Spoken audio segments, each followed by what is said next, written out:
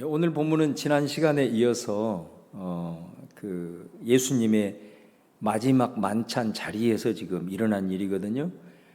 마지막 만찬을 통해서 예수님은 이제 예수님의 피로 세운 새 언약에 대해서 말씀하셨고, 그 다음에 예수님의 살과 피를 상징하는 이 떡과 잔을 먹고 이제 마시는 자들은 그리스도 안에서 우리는 한 가족이다라는 것을 이제 말씀을 하셨습니다. 그래서 이런 성찬의 의미를 말씀하시고 나서 예수님은 이제 나를 팔 자가 지금 이 상에 있다 이렇게 말씀을 하셨어요. 그러자 이제 제자들이 서로 웅성웅성거리는 겁니다. 도대체 우리 중에 누가 우리 주님을 팔 것인가? 그러면서 이제 자기네들끼리 막 웅성웅성 이렇게 이제 하는 거죠. 바로 이어서 이 사람들이 새로운 주제를 끌어들여 가지고 다시 이제 토론을 벌이는 겁니다. 이들이 오늘 말씀해 보면 다투었다 이렇게 말하거든요. 자, 무엇을 가지고 이 사람들이 다투었느냐면 누가복음 22장 오늘 우리 봉독한 24절 말씀해 보면 또 그들 사이에 그중 누가 크냐 하는 다툼이 난지라. 여러분 오늘 말씀에는 안 나와 있지만 마태복음에 보면은 이 말씀의 배경이 나와 있습니다. 그 배경이 마태복음 20장 20절에서 21절 말씀인데요.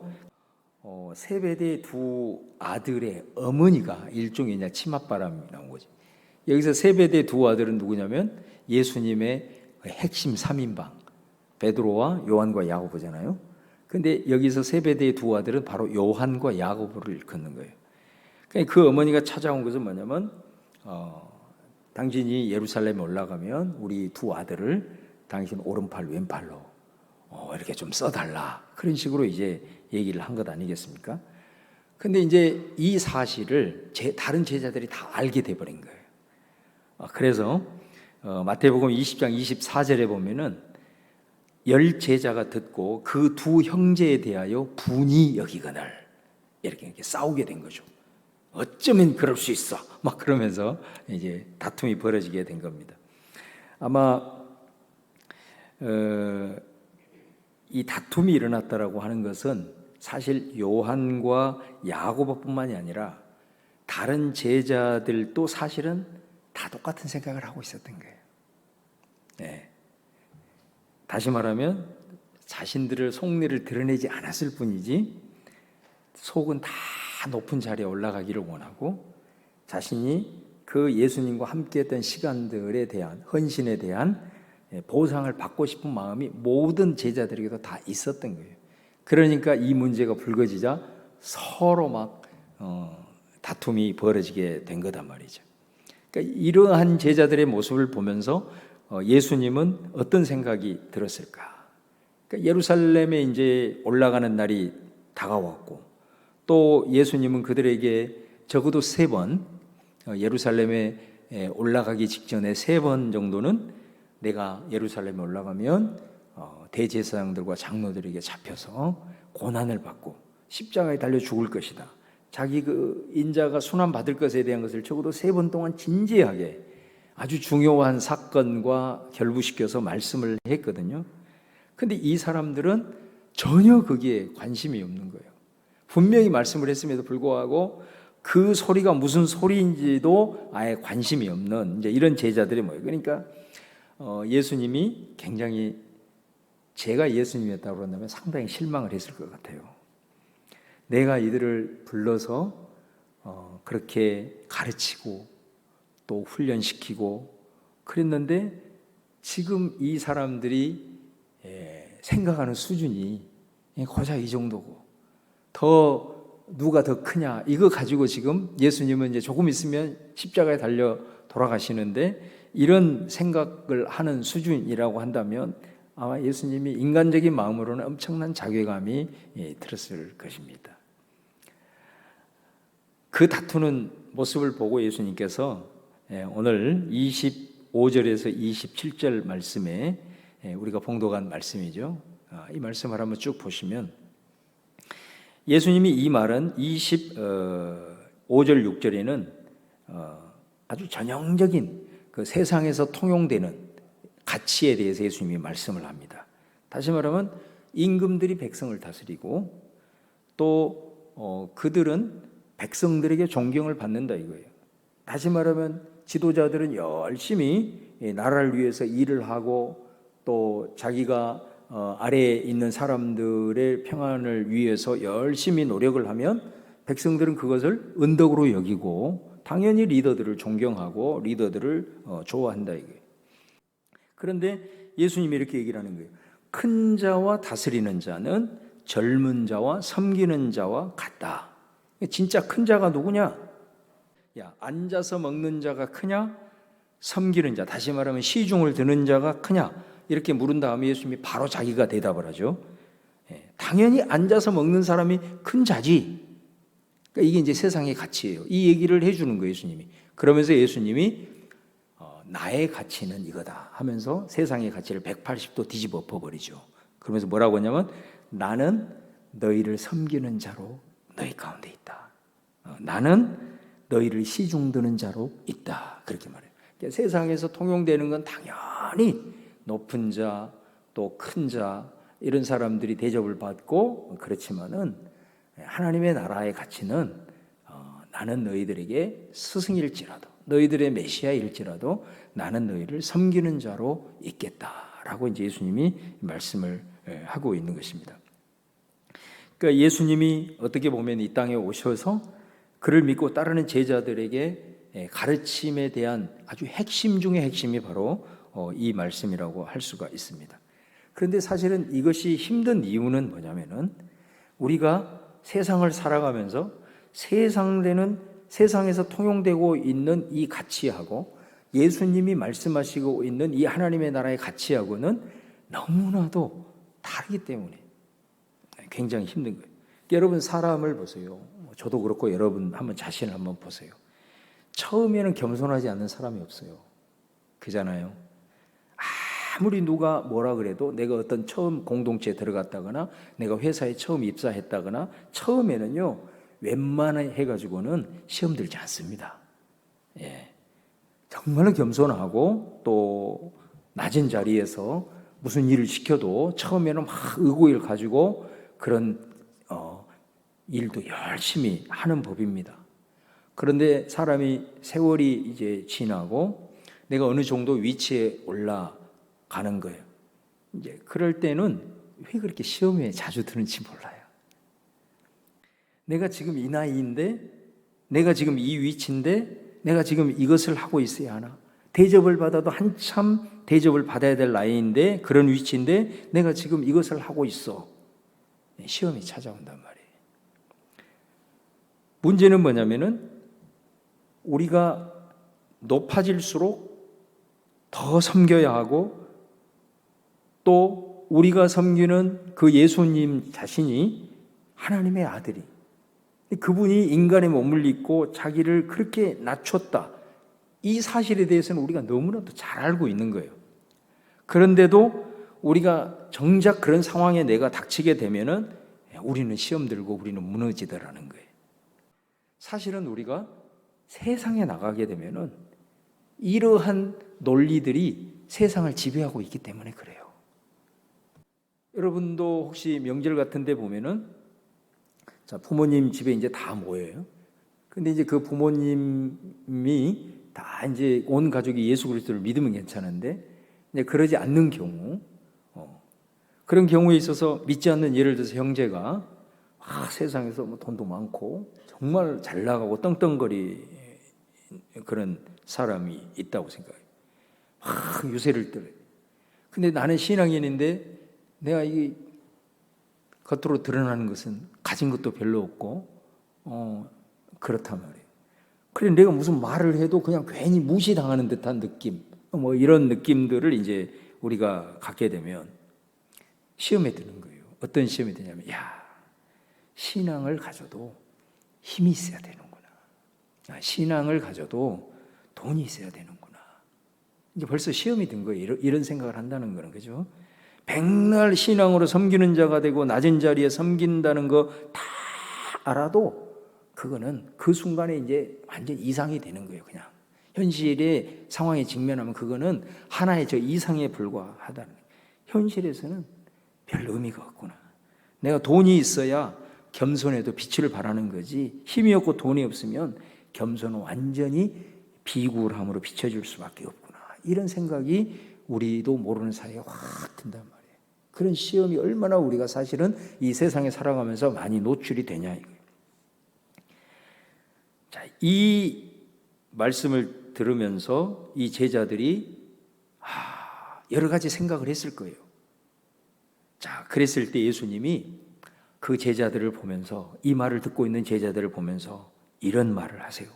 28절에서 30절에 보시면, 너희는 나의 모든 시험 중에 항상 나와 함께한 자들인즉 내 아버지께서 나라를 내게 맡기신 것 같이 나도 너희에게 맡겨 너희로 내 나라에 있어 내 상에서 먹고 마시며 또는 보좌에 앉아 이스라엘 12지파를 다스리게 하려 하노라. 저는 이 말씀이 어떻게 들려왔냐면, 너희들의 마음 내가 다 안단 말이야, 예수님이. 너희들이 나의 이런 하나님의 나라의 가치를 붙들고 나와 함께 지금까지 오면서 사실 너희 마음고생 많았던 것 나 다 알고 있어. 시험이 드는 상황에서 때로는 무시당하고 내가 계속해서 이렇게 살아야 되나, 내가 세상의 방식대로 좀 살아야 되지 않겠나 고민하면서도 너희들이 그 시험 다 이기고 세상으로 돌아가지 않고 그 마음 지키면서 여기까지 너희들이 와 죽었단 말이에요. 그 얘기를 하고 있는 거잖아요. 그러면서 이제 아버지께서 내게 한 것 같이 나도 이제 너희에게 맡긴다. 뭐를 맡긴다는 거냐면은 왕권을 맡긴다는 거예요. 위임을 해준다는 거거든요. 너희들이 내 나라에서 상에서 먹고 마시고 보좌에 앉아서 다스리게 될 것이다 약속. 이게 왕권을 주겠다라는 거거든요. 이제 너희들이 대접을 받는다, 그렇게 말합니다. 그럼 어디에서 대접을 받는다는 거냐? 여기 보면 내 나라에서, 하나님의 나라에서 대접을 받게 된다라는 거예요. 여러분, 그들이 실제로 이런 일들이 일어나겠는가? 아마 이 말을 하나님의 나라니까 앞으로 예수님이 종말에 우리 가운데 가지고 오는 그 하나님의 나라라고 생각을 해버리면 너무 뻔한 얘기가 돼버린 거예요. 뭐 그 정도는 우리는 다 알고 있으니까. 우리가 마지막 날 종말이 되어서 우리가 들어가게 될 그 하나님의 나라는 다 왕이에요. 다 왕. 근데 그 왕은 어떤 왕이냐면 다 섬겨주는 왕이에요. 네. 거기는 뭐 죄에 대한 유혹 이런 것 자체가 없고 모든 것이 완벽하기 때문에 욕심 부릴 필요도 없는 거고, 그냥 거기에서는 섬겨주는 그 삶 자체가 되는 거. 이 중요한 건 뭐냐면은 예수님이 이 말씀하시는 이 말씀은 바로 이 땅, 이 현실, 이 세상에서 이제 앞으로 너희들이 이렇게 될 것이다라는 걸 사실은 말씀을 하고 있는 거거든요. 그러니까 이제 너희들이 시험을 이기고 훈련을 받고 이제 그 과정 속에서 여기까지 연단을 받고 왔으니 이제는 이 세상도 하나님의 통치 아래에 있는 곳이기 때문에 이 세상을 살아가도 너희들이 당당하게 하나님의 백성으로서 살아갈 수 있을 거야. 이 말이거든요, 이게. 실제적으로 우리가 이 세상을 살아가더라도 훈련받고 말씀으로 연단받고 그리고 그 과정을 통해서 정금같이 나오는 하나님의 사람들은 세상에서 살아가지만, 이 세상의 기준이 모든 세상을 다 지배하고 살아가지만 그 속에서도 하나님의 나라를 누린다 이거예요. 그렇게 누린다라고 하는 것이 우리가 뭔가를 꼭 세상적인 관점에서 복을 받고 이런 차원도 그런 의미도 있겠지만은 이 세상의 삶에서도 이 하나님의 나라의 가치대로 하나님의 나라의 그 주권하에 있는 백성처럼 살아가게 된다. 너희가 지금까지 나와 함께 오면서 많은 시험을 겪고 그런 연단을 받고 여기까지 왔으니 앞으로 내가 너희에게 이 왕권을 위임해 주니 너희들도 이 세상을 살아가면서 이 세상의 가치가 통용되는 그 삶의 현장에서도 섬기는 자로, 낮은 자로서, 그리고 대접을 받기보다는 오히려 섬기는 자로 얼마든지 살아갈 수 있게 된다라는 것을 사실은 말씀을 하고 있는 것이죠. 그러면서 이제 예수님이 이 말씀을 하시고 아주 중요한 한마디를 덧붙이십니다.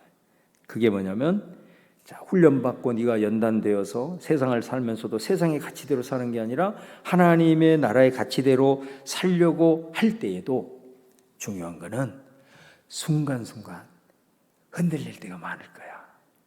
다시 말하면 영적으로 공격을 당할 수 있는 그런 위험성은 얼마든지 존재한단다. 그 말을 하십니다. 자, 그 내용이 22장 31절이에요. 22장 31절. 시몬아 시몬아 보라 사탄이 너희를 밀가부르듯 하려고 요구하였으나.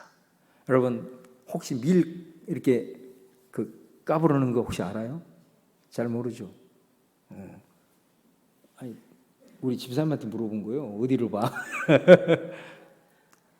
저희는 어렸을 때 시골에서 보리 같은 거 이렇게 조금 익으려고 익기 전에 싹 서리해가지고 불을 펴놓고 거기다가 살짝 익혀가지고 그거를 손에다가 이렇게 굉장히 맛있거든요.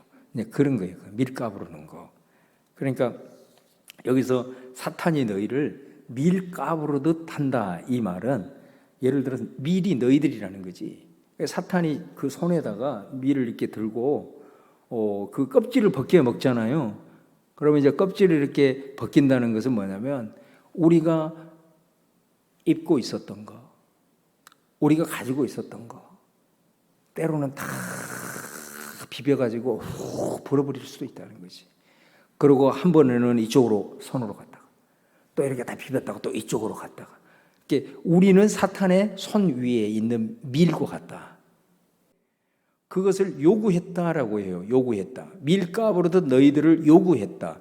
그러니까 이 요구했다라는 단어가 이 문법적 용례는 신약성경에서 여기밖에 안 나옵니다. 이 뜻이 어떤 뜻이냐면 채권자가 채무자에게 요구하는 것을 말해요. 그러니까 이거 요구한다라고 했을 때 이게 간청한다는 의미가 아니에요.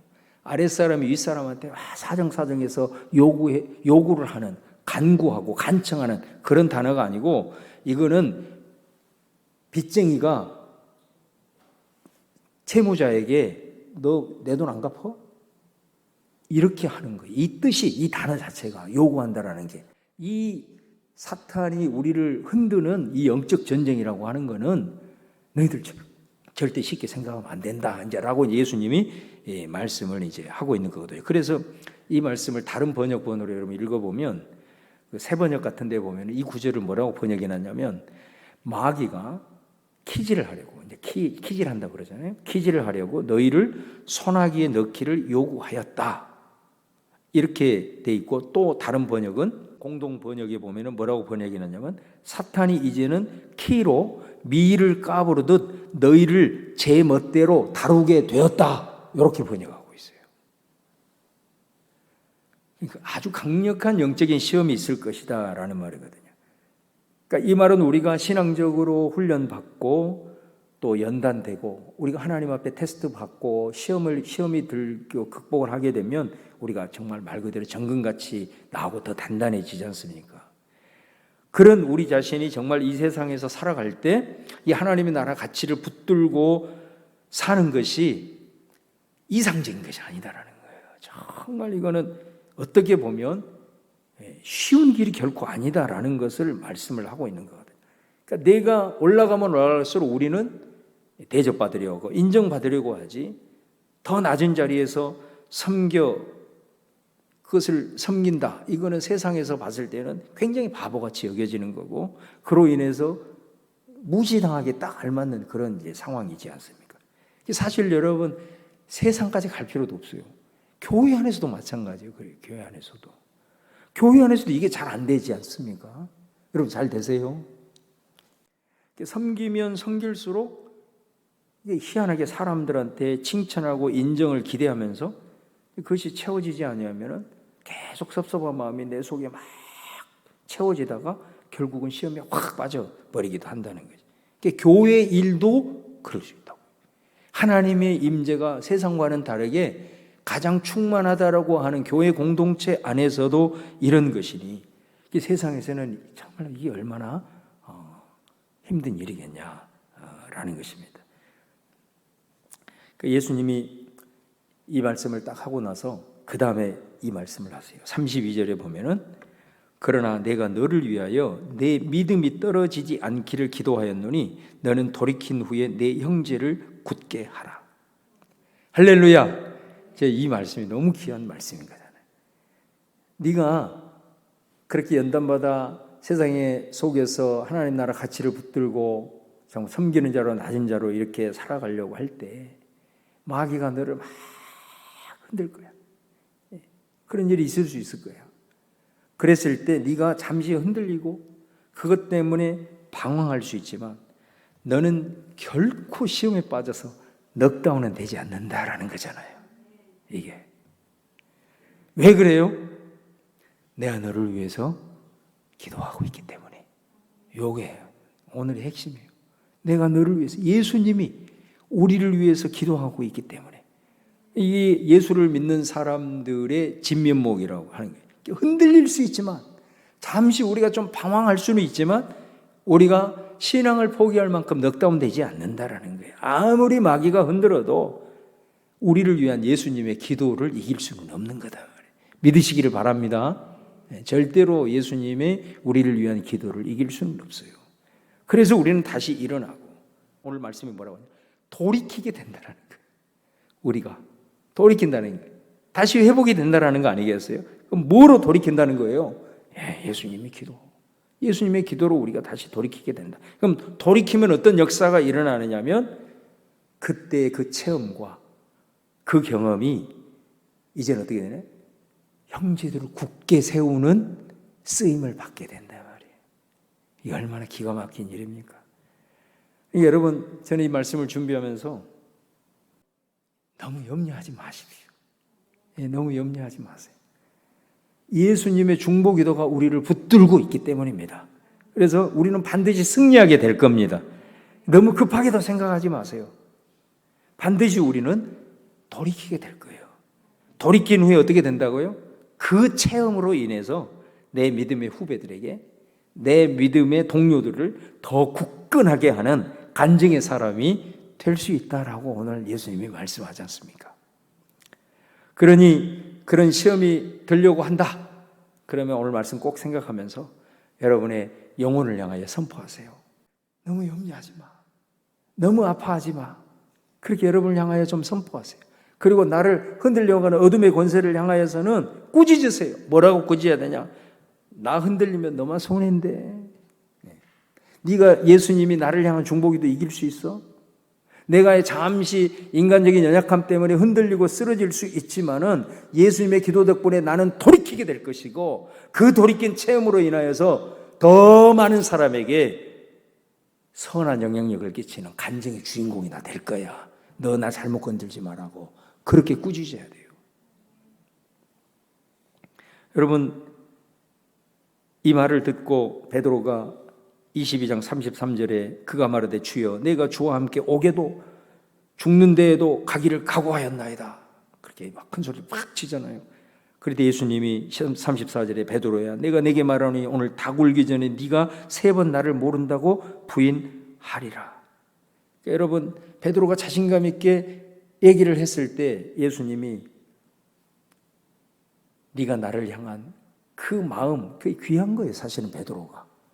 아니 같은 제자인데 왜 베드로는 예수님이 기도를 해줘가지고 다시 돌이키게 해서 이렇게 위대한 사도가 되겠는데 가룟 유다는 왜 예수님이 기도 안 했을까? 그런 질문도 우리 할 만하잖아요. 그래 안 그래요? 할 만하죠. 베드로는 이 말을 한다라는 것은 그래도 자기 속에 예수님을 위한 마음이 있는 거야. 예수님을 위한, 정말로 예수님을 사랑하는 그런 마음이 있는 거예요. 그 예수님을 위해서 내가 뭔가를 하고 싶은 마음이 있는 거예요. 그렇게 결단하고 주님 앞에 나아가려고 하는데 육신이 약한 거야. 그래서 거기서 무너지고 쓰러지고 현실에 직면해서 낮아지는 거예요. 그러나 가룟 유다는 처음부터 딱 의도를 하고 있었다는 거예요. 그는 자기가 악한 의도로 악한 계획을 이미 세워놓고 자기 스스로 사탄에게 찾아갔다. 이렇게 얘기를 풀어놓고 있더라고요. 굉장히 저는 의미가 있다라고 봐요. 그러니까 우리가 하나님을 향하여서 달려가다 정말 거기서 잠시 실수하고 인간의 연약함 때문에 쓰러지는 것하고 내가 정말로 이 악한 의도를 가지고 이 죄를 지으리란 말이야 하면서 이런 의도를 가지고 하는 거하고는 완전히 차원이 다르다라는 거예요. 어찌하든 베드로가 3번 다 이렇게 주님 앞에 그렇게 나갔지만 결국은 예수님의 말씀대로 그가 3번을 부인하게 무너지는 거잖아요. 무너지는. 그런데 베드로는 다시 돌이키게 되잖아요. 오늘 말씀이 그 근거잖아요. 그 어떻게 해서 베드로가 돌이켰느냐? 성경은 분명히 근거를 제시하고 있어요. 내가 너를 위해서 기도한대. 믿음이 떨어지지 않기를 위해서 내가 기도한대. 예수님의 기도 덕분에 베드로는 다시 이기게 된다라는 것입니다. 어떤 시험도 어떤 영적인 공격도 우리를 위한 예수님의 기도는 이길 수가 없다. 그러고 나서 베드로가 여러분 다시 돌이키고 회복이 된 다음에 어떻게 합니까? 베드로전서 5장 8절 9절. 이 베드로 사도가 쓴 말씀이잖아요. 베드로전서 5장 8절 9절에 이런 말이 있어요. 근신하라 깨어라 너희 대적 마귀가 우는 사자같이 두루다니며 삼킬 자를 찾나니 너희는 믿음을 굳건하게 하여 그를 대적하라. 이는 세상에 있는 너희 형제들도 동일한 고난을 당하는 줄을 알미라. 이 말씀대로 그대로 이루어지는 거예요. 너는 그렇게 됐지만 너는 다시 돌이키게 될 거고 그 체험으로 말미암아서 형제들을 굳건하게 할 거다. 지금 베드로가 그가 가고 있잖아요. 우리를 향하여 2000년 이제는 지금까지 자신의 그 주님을 향해서 달려가다가 자신의 인간의 연약함으로 쓰러졌던 그래서 주님의 중보기도로 다시 돌이켜서 그가 서서 나중에 그 자신의 체험과 그 감정을 가지고 지금 우리를 향하여서 너희들도 마귀를 대적하고 삼킬 자를 찾고 있으니 깨어 있어라. 믿음을 굳건하게 해라. 대적해라. 너희 형제들도 이런 많은 고난 앞에 노출되어 있단다 하면서 우리를 권면하고 있는 이 예수님의 말씀이 그대로 이루어지는 것을 우리가 볼 수가 있단 말이에요. 다시 본문으로 돌아와서 예수님이 이제 마지막으로 이 말씀을 하고 이제 오늘 이 말씀을 마무리하고 있는데요. 자, 22장 35절에 38절까지 세 번역으로 같이 한번 읽어보도록 하겠습니다. 자, 시작. 예수께서 제자들에게 말씀하셨다. 내가 너희를 돈 주머니와 자루와 신발이 없이 내보냈을 때에 너희에게 부족한 것이 있더냐? 그들이 대답하였다. 없었습니다. 예수께서 그들에게 말씀하셨다. 이제는 돈 주머니가 있는 사람은 그것을 챙겨라. 또 자루도 그렇게 하여라. 그리고 칼이 없는 사람은 옷을 팔아서 칼을 사라. 내가 너희에게 말한다. 그는 무법자들과 한 패로 몰렸다고 하는 이 성경 말씀이 내게서 반드시 이루어져야 한다. 과연 나에 관하여 기록한 일은 이루어지고 있다. 제자들이 예수께 말하였다. 주님 보십시오. 여기에 칼 2자루가 있습니다. 예수께서 그들에게 말씀하시기를 넉넉하다 하셨다. 여러분 예수님 오늘 우리가 누가복음 22장 보고 있지만은 누가복음 10장에 보면 예수님이 제자들을 전도 파송을 할 때에 이 얘기를 하잖아요. 그때는 뭐라고 했냐면 필요 이상의 거 가지지 마. 옷 2벌 이상 가지지 말고 전대 그런 거 필요 없어.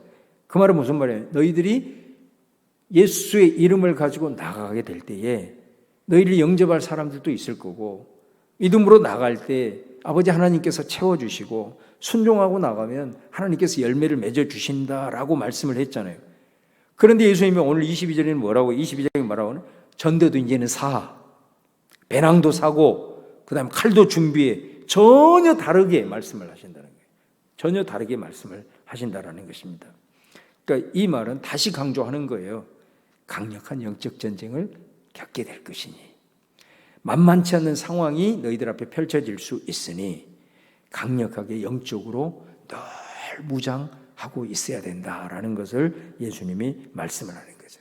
그럼 여러분 영적으로 우리가 무장한다는 것이 뭐겠습니까? 많은 말씀들을 얘기할 수 있겠죠. 에베소 6장처럼 하나님의 전신갑주도 얘기할 수 있겠지만은 저는 오늘 이 말씀과 관련해서 우리가 영적으로 무장한다는 것의 핵심은 뭐냐? 예수님의 기도의 능력을 신뢰하시는 겁니다. 할렐루야. 예. 예수님의 기도는 어떤 마귀의 영적 공격도 다 이긴다. 그 예수 그리스도가 나를 위해서 기도하고 있다는 것, 그 다음에 그 예수 그리스도의 기도의 능력을 우리가 확고하게 붙들고 믿는 것, 바로 이것이 영적으로 무장하는 가장 중요한 핵심 키다라는 것을 우리가 기억을 해야 된다는 거예요. 사랑하는 우리 오늘 수요예배 드리는 우리 성도님들이 우리 몸된 교회 안에서뿐만 아니라 또 우리 가정 안에서 또 여러분의 직장에 또 여러 가지 삶의 현장에서도 오늘 주신 말씀 꼭 기억하고 영적 전쟁의 최고의 무기인 예수님의 기도의 능력을 붙드는 것, 그걸 확실히 믿고 나아갈 때에 여러분에게 놀라운 승리로 또 하나님의 귀한 아름다운 주님의 나라의 열매를 맺는 하나님의 사람들이 될 줄로 믿습니다.